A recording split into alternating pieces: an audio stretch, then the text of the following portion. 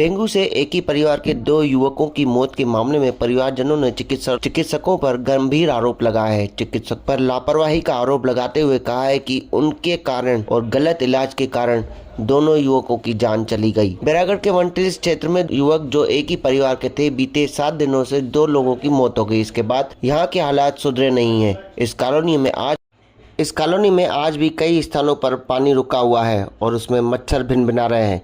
इधर परिवार के लोगों का रो रो कर बुरा हाल है।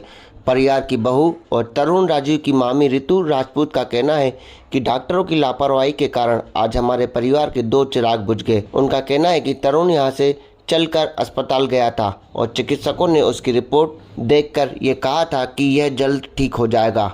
उसके बाद भी गलत इलाज के कारण आज वह हमारे बीच में नहीं है।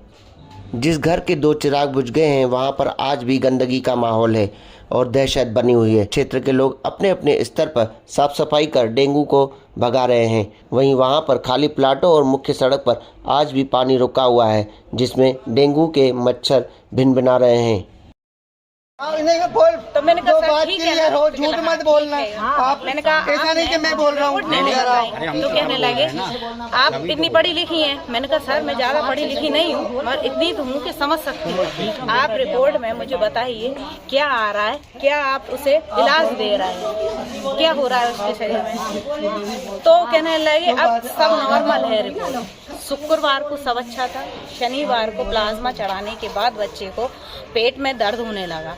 मैंने उनसे कपकपी आने लगी। मैंने उनसे पूछा, मैंने कहा सर, मैंने कहा बच्चा इतना ज़्यादा तड़प रहा है, ऐसा क्यों? कहने लगे प्लाज्मा चढ़ाने के बाद होता है ऐसा। फिर उसको रात भर है ना सीने में जलन सी दर्द होने लगा, सांस लेने में थोड़ी थोड़ी तकलीफ होने लगी। रात को शनिवार के दिन होने लगी। तो मैंने उनसे पूछा तो उन्होंने उसे पेन किलर दे दिया।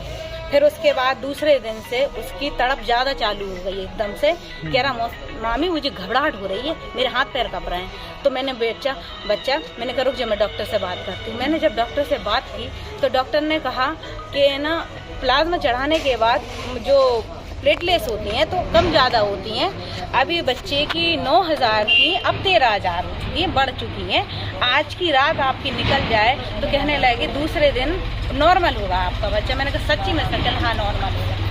दूसरे दिन जाके बच्चे की और तबीयत खराब हो गई। बच्चा मतलब उठ नहीं पा रहा था, लाल आँखें हो चुकी थी। हाँ लाल आँखें हो चुकी थी बहुत ज़्यादा। हाँ सर उसे खाने पीने के लिए कहने लगे कुछ नहीं देना। बच्चा ना इस साइड हो पा रहा ना उस साइड। कह रहा मामी मुझे बहुत ज़्यादा तकलीफ होने लगी, मामी मुझे बहुत तकलीफ होने लगी। बच्चे के लिए इतनी ज़्यादा तकलीफ करते गई। मैंने डॉक्टर से पूछा तो फिर डॉक्टर कुछ भी बोलने के लिए तैयार नहीं थे। कहने लगे जिसका एक्सरा है ना इसमें है ना जे ऑक्सीजन नहीं लगा रहा, इसलिए सफीशिएंट। दूसरे दिन क्या आप ले जाइए? मैंने कहा सर आपने कल तो बोला था मैं बचा लूंगा, आप तो बोल रहे ले जाइए। क्या लगे हम गरीब आदमी, हमारी गरीब हॉस्पिटल है, हमारे पास ये व्यवस्थाएं नहीं है। उनको सर 3 दिन पहले ये बोलना था ना कि हमारे पास ये व्यवस्थाएं नहीं है। सर मैं ही थी हॉस्पिटल में बच्चे के साथ, मैं बच्चे की मामी हूँ। तो सर उनको उसी दिन बोल देना, 3 दिन पहले बोल देना चाहिए था कि यार हमारे गरीब आदमी हमारे हॉस्पिटल में ये नहीं है। तो हम सर ये तो थोड़ी ना करते।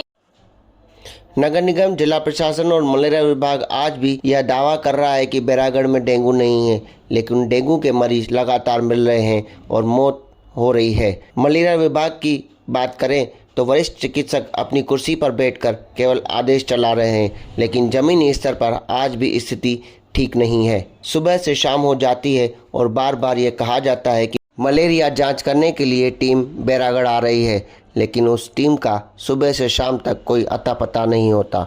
Bureau report, BDC news, Bhopal.